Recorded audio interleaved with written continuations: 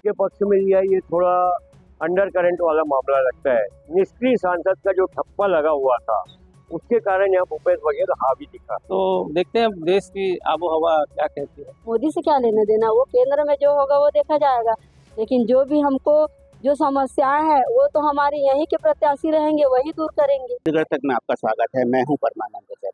लोकसभा चुनाव अब छत्तीसगढ़ में 3 चरण में संपन्न हो गया है। राजनांदगांव संसदीय सीट की बात किया जाए तो यहाँ पे दूसरे चरण के तहत 26 अप्रैल को मतदान संपन्न हुआ है। यहाँ पे कांग्रेस के प्रत्याशी भूपेश बघेल चुनाव मैदान में है। पूर्व मुख्यमंत्री भूपेश बघेल चुनाव मैदान में है। वहीं भाजपा ने मौजूदा सांसद पर भरोसा जताया है। हमारे साथ वरिष्ठ संपादक अशोक पांडे जी मौजूद हैं। आइए उनसे चर्चा करते हैं कि राजनांदगांव संसदीय सीट में अच्छा प्रतिशत मतदान हुआ है। जनता चुप बैठी हुई है। किसके पक्ष में मतदान हुआ नजर आ रहा है आपको बताएं? जी, राजनांदगांव में 80.14% हुआ है, लेकिन पूरा लोकसभा में देखा जाए तो 77.42% हुआ है। तो मतदान तो बहुत बढ़िया हुआ है राजनांदगांव का, रायपुर के मुकाबले बहुत ज़्यादा हुआ है।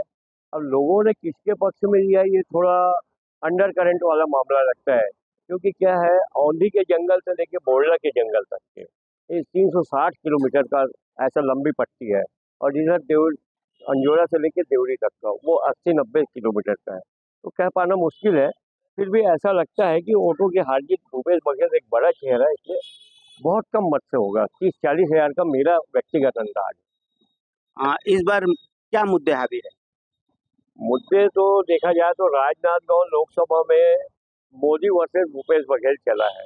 संतोष पांडे जो है वो अपनी जगह सही है, लेकिन क्या मोदी के नाम पे उन्होंने चुनाव लड़ा। भूपेश बघेल छत्तीसगढ़ का जाना पहचाना चेहरा है, इसलिए इतना तो कहना पड़ेगा कि एक बड़ा इसलिए टफ पोजीशन है राजनांदगांव का। इस बार का जो चुनाव हुआ है वो चेहरे पे हुआ है कि उम्मीदवार के जनता की पहली पसंद बनी रही है? जनता की पहली पसंद तो मोदी है पूरे देश में, ये तो आपको भी पता होना चाहिए। लेकिन राजनांदगांव में क्या है, जो एक निष्क्रिय सांसद का जो ठप्पा लगा हुआ था उसके कारण यहाँ भूपेश बघेल हावी दिखा। राजनांदगांव की बात की जाए, राजनांदगांव में भूपेश बघेल कांग्रेस के प्रत्याशी हैं, पूर्व मुख्यमंत्री हैं। और इन्होंने कांग्रेस ने पूर्व मुख्यमंत्री भूपेश बघेल के चेहरे पे पूरे 11 सीटों पे चुनाव लड़ा है। तो कितना छाप छोड़ता हुआ नजर आ रहा है आपको? जी, जैसे कि आपको पता होगा कि 6 महीने पहले यहाँ पे विधानसभा चुनाव हुआ था। 6 पहले विधानसभा में, उसके पहले कांग्रेस पार्टी सत्ता में थी और पूरी उम्मीद थी भूपेश बघेल को कि हम 65 से ऊपर आएंगे करके, लेकिन 36 में आ गए। वो जितना सोचे थे उसके आधे से थोड़ा सा ज़्यादा। तो चुनाव जो लड़ा गया है वो तो अपने अपने दम पे सब लड़ गए। खाली पूरे देश में मोदी का लहर चल रहा है, ये हमको नजर आया है। भूपेश बघेल का क्या भविष्य नजर आता हुआ दिखाई दे रहा है आपको? क्योंकि वो अगर मान लो राजनांदगांव से सांसद चुनाव जीत जाते हैं तो क्या वे पाटन विधानसभा क्षेत्र छोड़ पाएंगे? जी, जैसे पता होना चाहिए आपको, अपन लोग प्रेस वाले हैं, कि बड़ा जो रहता है देश का, अगर प्रधानमंत्री कोई है तो उसके बाद वो बहुत कम होता है कि कोई मंत्री बने वहाँ पे। उसी प्रकार भूपेश बघेल जो है पाटन विधानसभा का भी खाली विधायक है, ठीक है, पूर्व मुख्यमंत्री है, वो स्वाभाविक रूप से पाटन विधानसभा छोड़ेगा और राजनांदगांव पे पूरा ध्यान देगा। और राजनांदगांव पे ध्यान देगा तो एक बड़ा चेहरा है, राजनांदगांव वासियों को उसका लाभ जरूर मिलेगा। चारों तरफ से लाभ मिलना चाहिए मेरे हिसाब से। देश में किसकी सरकार बनती नजर आ रही है और कौन प्रधानमंत्री का चेहरा होगा? जी, अभी तो साथ में केवल तीन चरण के चुनाव पूरे हुए, अभी 4 बाकी है। और अभी तक के जो है कश्मकश चल रहा है, चाहे राजनांदगांव का हो, चाहे कांकेर का हो। छत्तीसगढ़ में जो पूरी सीट हो गई है उसमें कश्मकश है। कुछ कहा नहीं जा सकता कि अभी किसकी सरकार बनेगी, लेकिन ये उम्मीद है कि बीजेपी सबसे बड़ी पार्टी रहेगी। लगभग 250 सीट का हम लोगों का अनुमान है। तो प्रधानमंत्री के रूप में कौन सा चेहरा देखना पसंद करेंगे? क्या लगता है प्रधानमंत्री कौन हो सकते हैं? भाई आज ही आपने टीवी देखा होगा, केजरीवाल ने कहा है कि अगले साल सितंबर में मोदी जी प्रधानमंत्री छोड़ देंगे। इसका मतलब वो तो मान ही रहे हैं कि देश का अभी प्रधानमंत्री मोदी बनेगा। आज टीवी में आपने देखे होंगे, उन्होंने बोला है कि अगले साल वो छोड़ के अपने गृह मंत्री को बनाएंगे करके। संपन्न हो गया है। राजनांदगांव की स्थिति क्या नजर आती है आपको बताइए? राजनांदगांव में मतदान हो गया है। इस बार मतदाताओं ने राजनांदगांव में काफी अच्छा उत्साह दिखाया। लगभग 1.5 से 3% तक का जो वोटिंग है बढ़ी है। खैरागढ़ जिले में भी, मोहला मानपुर जिले में और खैरागढ़ संवर्धा जिले में, यानी इन ऑल टोटल अपन देखें तो सभी विधानसभाओं में पिछले चुनाव की अपेक्षा में वोटिंग का परसेंटेज बढ़ा है। कई बात राजनांदगांव में एक जो चुनौतियां मुझे दिखती है कि यहाँ महिला वोटरों की संख्या ज़्यादा है, लेकिन इस बार जो मतदान हुआ है उसमें महिलाओं की वोटिंग कम हुई। तो अब ये किस करवट बैठेगा, वोटिंग क्यों कम हुई है, ये तो परिणाम जब 4 जून को आएगा तो एक समझ में आएगा। क्योंकि दोनों दलों ने, बीजेपी और कांग्रेस दोनों ने महिलाओं को भी साधने की कोशिश किया था। बीजेपी ने महतारी वंदन योजना और कांग्रेस ने महालक्ष्मी योजना को लेकर महिलाओं को साधने की कोशिश की। इसलिए ऐसा माना जा रहा था कि ये चुनाव में महिलाएं जो है वो काफ़ी महत्वपूर्ण भूमिका निभाई। और लेकिन जिस प्रकार से जो वोटिंग का परसेंटेज आया है, महिलाओं ने कम वोट किया है। उसके बाद वही हाल शहरी में भी अपन देखें तो शहरों में भी जो वोटिंग कम हुई है, राजनांदगांव शहर में भी वोटिंग का परसेंटेज जो है वो कम हुआ है शहरी इलाकों में। ग्रामीण में तो ठीक है, लेकिन शहरी इलाकों में कम हुआ है। तो देखते हैं अब जो 4 जून को पता चलेगा कि किस करवट बैठ रहे हैं। ऑल ओवर छत्तीसगढ़ की बात करें तो 11 की 11 सीटों में पूर्व मुख्यमंत्री भूपेश बघेल के चेहरे पे चुनाव लड़ा था। वहीं भाजपा ने प्रधानमंत्री नरेंद्र मोदी के चेहरे पे चुनाव लड़ा है। तो कौन प्रभावित करता हुआ नजर आ रहा है? देखिए, पूरे देश भर में बीजेपी जो है मोदी की गारंटी को लेकर चल रही है। पहला चरण, दूसरा चरण और तीसरा चरण में बीजेपी के प्रत्याशी गौण हुए और मोदी की गारंटी जो है वो बीजेपी ने उसको पब्लिक तक पहुंचाया है। वही हाल कांग्रेस की बात करें तो छत्तीसगढ़ में भूपेश बघेल जो प्रदेश के मुख्यमंत्री रहे हैं, उनका चेहरा रहा है, तो उनके चेहरे पर यहाँ पर चुनाव पूरे प्रदेश भर में लड़ा गया है। भूपेश बघेल खुद राजनांदगांव सीट पर उन्होंने भी अच्छा दमखम के साथ चुनाव लड़ा है, काफ़ी दौरे किए हैं और इसके बाद भी अभी भी वो पहले चरण और दूसरे चरण के बाद वो तीसरे चरण के लिए भी दूसरे जो संसदीय इलाके हैं वहाँ पर भी उनको स्टार प्रचारक के रूप में भेजा गया था। पूर्व मुख्यमंत्री भविष्य क्या नजर आता है? अगर राजनांदगांव संसदीय सीट से वो चुनाव जीत जाते हैं तो क्या पाटन विधानसभा सीट छोड़ देंगे? क्या लगता है आपको? देखिए, जीत और हार तो अभी कुछ कहा नहीं जा सकता, क्योंकि दोनों के प्रत्याशी बीजेपी और कांग्रेस के बीच कांटे का मुकाबले की स्थिति दिखाई दी है। लेकिन ये बात मैं कह सकता हूँ कि भूपेश बघेल के पास अभी होने को कुछ नहीं है, उनके पास जो है वो पाने के लिए है। जब तो प्रदेश में सरकार चले गई उसके बाद लेकिन वो चुनाव जीत कर आए हैं और अब पार्टी हाईकमान ने उनको राजनांदगांव संसदीय सीट के चुनाव में मैदान में उतारा। और उन्होंने, सबसे बड़ी बात है कि जब प्रदेश के कई दिग्गज नेता संसदीय चुनाव लड़ने से मना कर रहे थे, उस स्थिति में भूपेश बघेल ने इसे सहर्ष स्वीकार किया और राजनांदगांव में आके न सिर्फ उन्होंने राजनांदगांव संसदीय क्षेत्र बल्कि उनके इस चुनाव लड़ने के कारण आसपास की सीटों पर भी उनका प्रभाव देखा गया। अब जो जैसा आप पूछ रहे हैं कि उनका भविष्य को लेकर, तो देखिए अभी जैसे यहाँ का तीसरा चरण का चुनाव खत्म हुआ उसके बाद भूपेश बघेल जी जो है अभी जहाँ राहुल गांधी जी रायबरेली में चुनाव लड़ रहे हैं वहाँ पर उनको प्रभारी बनाया गया। तो मुझे ऐसा लगता है कि उनका भविष्य जो है वो काफ़ी वो है। और वैसे भी जब उनकी सरकार थी तो उनका दिल्ली का जो संपर्क था वो काफ़ी अच्छा रहा है।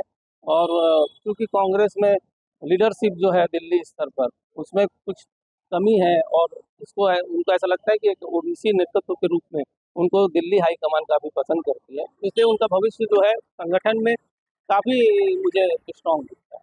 देश में किसकी सरकार बनती नजर आ रही है?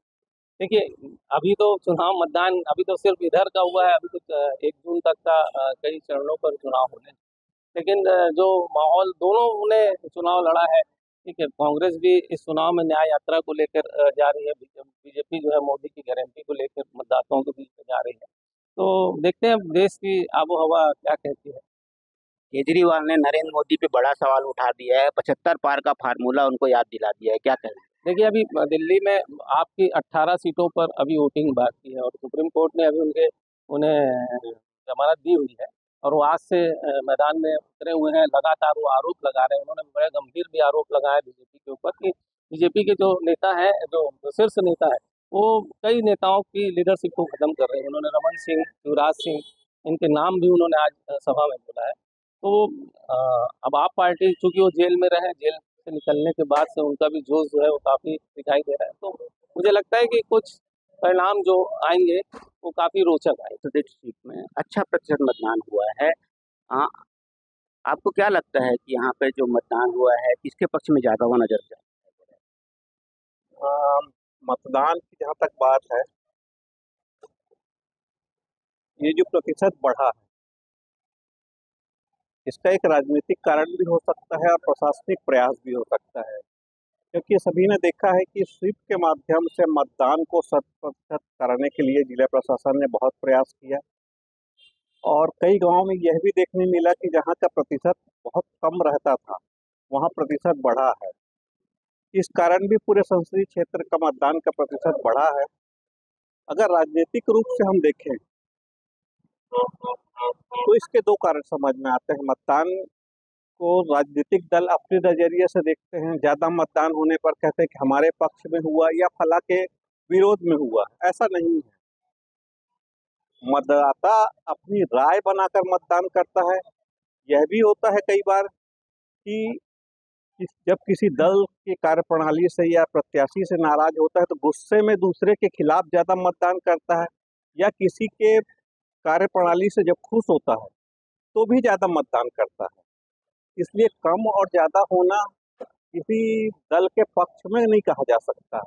इसकी वास्तविकता तो मतगणना के बाद ही समझ में आती है। है?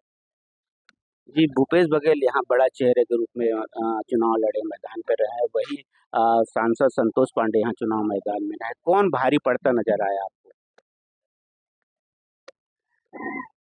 राजनीतिक चेहरे के रूप में देखें तो सीधे तौर पर भूपेश बघेल एक बड़ा चेहरा है, भूतपूर्व मुख्यमंत्री रहे हैं और पूरे प्रदेश में उनकी एक अलग पहचान है। छत्तीसगढ़िया के रूप में किसानों के हित में काम करने वाला, मजदूरों के हित में काम करने वाला, महिलाओं के लिए काम किया उन्होंने। साथ में छत्तीसगढ़ की जो विलुप्त संस्कृति थी उसको पुनर्जीवित करने का प्रयास किया।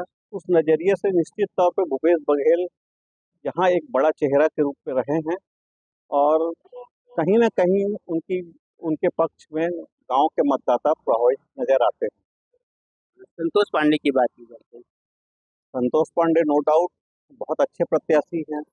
एक साफ सुथरी छवि रही है पिछले 5 सालों में, कभी ऐसा कोई राजनीतिक विवाद खड़ा नहीं हुआ। पर ये जो चीज थोड़ी सी उनकी जो कमी नजर आई, जनसंपर्क में वो पिछड़े रहे पूरे 5 साल तक। परिस्थितियां जो भी रही है, जिस कारण से भी वो जनसंपर्क नहीं कर पाए, पार्टी के लोगों से भी उनकी दूरियां रही है, इसका शायद नुकसान उन्हें थोड़ा बहुत उठाना पड़ सकता है। छत्तीसगढ़ की बात करें, छत्तीसगढ़ की 11 की 11 सीटों में कांग्रेस ने पूर्व मुख्यमंत्री भूपेश बघेल के चेहरे पे चुनाव लड़ा है, वहीं भाजपा ने नरेंद्र मोदी के चेहरे पे चुनाव लड़ा है। तो भूपेश बघेल जो छत्तीसगढ़ जनता को कितना प्रभावित कर पाएंगे?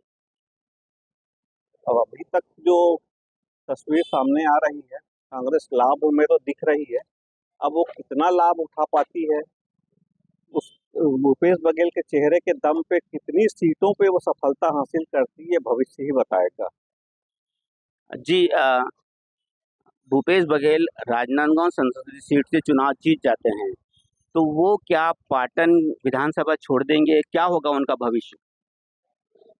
अगर राजनांदगांव संसदीय क्षेत्र से भूपेश बघेल जी चुनाव जीत जाते हैं, निश्चित तौर पे वो केंद्र की राजनीति करेंगे। पिछले कुछ वर्षों में यह बात सामने आती भी रही है कि भूपेश बघेल जी को कांग्रेस के केंद्रीय संगठन में शामिल कर लिया जाए, और किया भी गया था। उन्हें अभी हाल ही में रायबरेली की जिम्मेदारी भी सौंपी गई है। और यहाँ तक वर्तमान परिवेश को हम देखें तो बघेल जी अभी पाटन के विधायक हैं और अगले 4-5 सालों तक छत्तीसगढ़ में किसी प्रकार का राजनीतिक उठापटक, परिवर्तन या चुनाव होना नहीं है। वर्तमान में कांग्रेस को सेंट्रल की राजनीति को मजबूत करने की जरूरत है।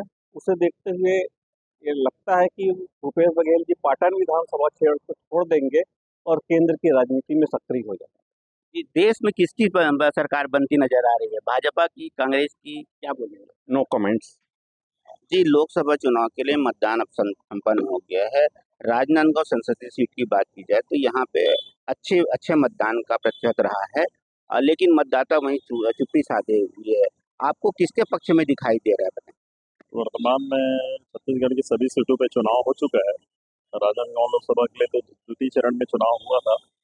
और जहाँ तक वर्तमान लोकसभा चुनाव की बात है, ये पहला ऐसा चुनाव है जिसमें मतदाता मतदान के पहले भी उसकी उत्सुकता उस टाइप की नहीं दिख रही जैसे मतदान में होती है।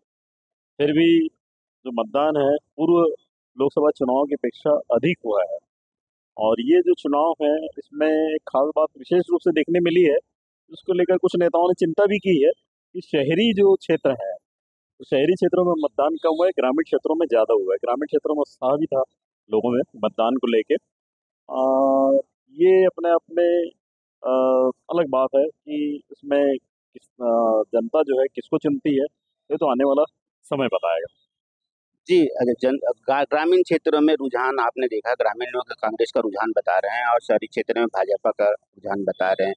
तो ज्यादातर मतदाताओं का रुझान कहाँ पे किसके पक्ष में था, ये बताएं, भूपेश बघेल की संतोष पांडे? अब ये कहना तो एक कठिन है, पर जिस प्रकार से भूपेश बघेल ने ये एक प्रकार से कहा जाए तो उनकी साख पूर्व मुख्यमंत्री होने के नाते लगी थी इस चुनाव में। और लोगों के बीच ये चर्चा थी कि अगर वो चुनाव हारते हैं तो उनके लिए ये बहुत बड़ी बात होगी।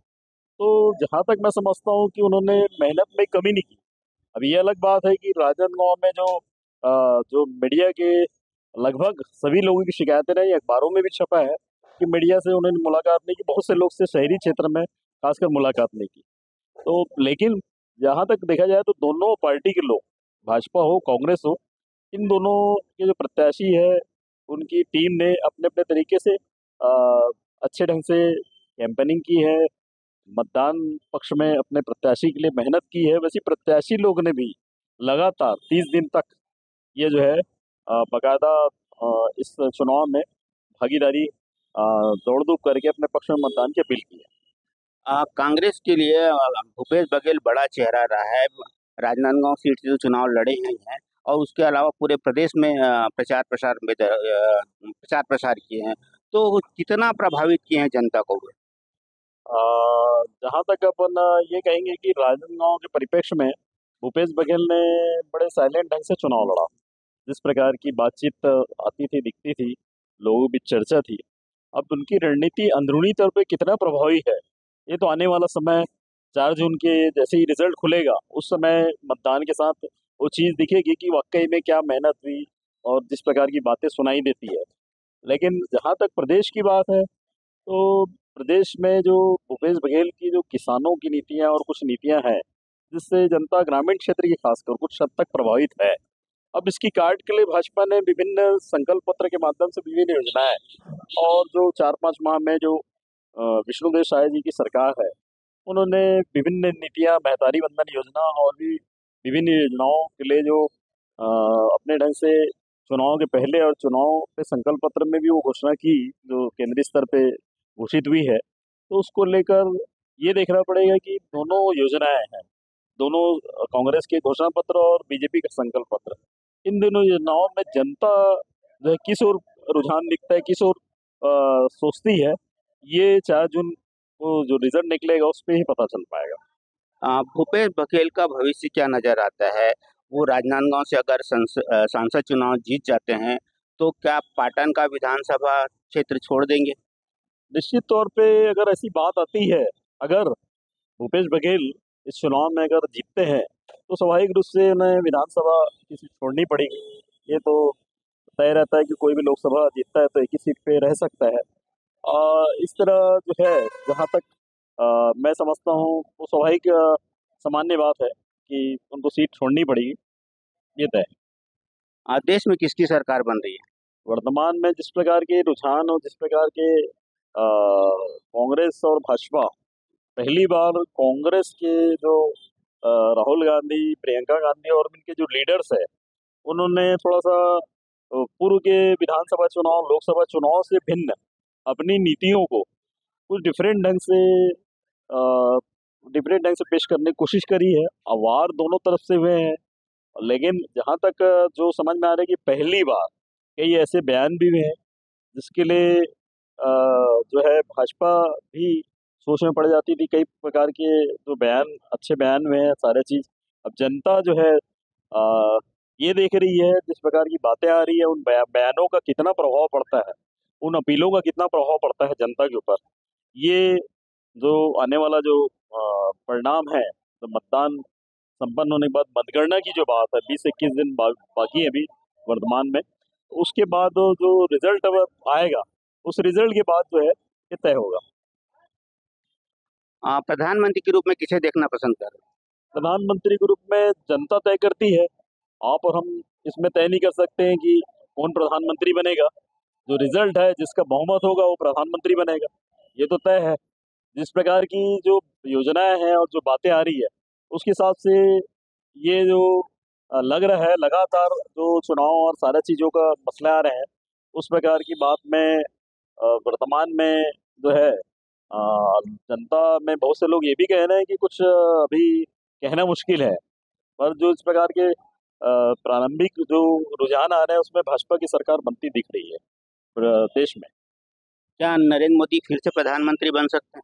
अब वर्तमान में अभी तक तो कोई ऐसी बात नहीं है जिसको लेकर कहा जाए कि वो जो है नहीं बन सकते। उन्हीं के नाम पे एक प्रकार से देखा जाए तो कैंपेनिंग भी हुई है और बड़े सशक्त ढंग से अपनी बातें वो किए हैं, और पूरे देश में दो ही चेहरे हैं जिसको लेकर अक्सर चर्चा होती है। और पूरा एक प्रकार से देखा जाए तो चुनाव भी केंद्रित दो लोग पे ही हुआ है, केंद्रीय मंत्री जो है अमित शाह जी और प्रधानमंत्री मोदी जी, जो सारी चीज़ को, नीतियों को, सारा चीज़ को, मुद्दे को और आक्रामक तरीके से कांग्रेस के खिलाफ विभिन्न तरीके से जो बयान और भाषण उन्होंने दिया।